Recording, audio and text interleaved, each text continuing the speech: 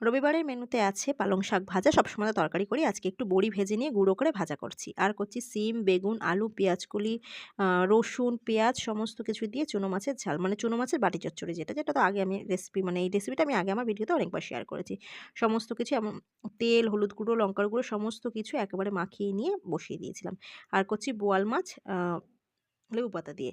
লেবু পাতা দিয়ে কিন্তু বোয়াল মাছ আর মাছ এগুলো লেবু পাতা দিয়ে করলে দারুণ লাগে। টমেটোটাকে ঘষে নিয়েছিলাম স্ট্রেনারে, তার মধ্যে হলুদ গুঁড়ো, লঙ্কার গুঁড়ো, ধনের গুঁড়ো, নুন সবকিছু দিয়ে তেলের মধ্যে কালো জিরা ফোড়ন দিয়ে শুধু এটাকে নাড়াচাড়া করতে হবে। আর সেরকম এখানে কোনো মসলা লাগে না। একদম সিম্পল রান্না, কিন্তু খেতে কিন্তু দারুণ লাগে। আর এখন তো শীতকাল, নানা রকম রকমারি সবজি, এরকম ছোট, ছোট মাছ এগুলো কিন্তু খেতে ভীষণ ভালো লাগে। আর বোয়াল মাছ আমার মায়ের ভীষণ প্রিয়।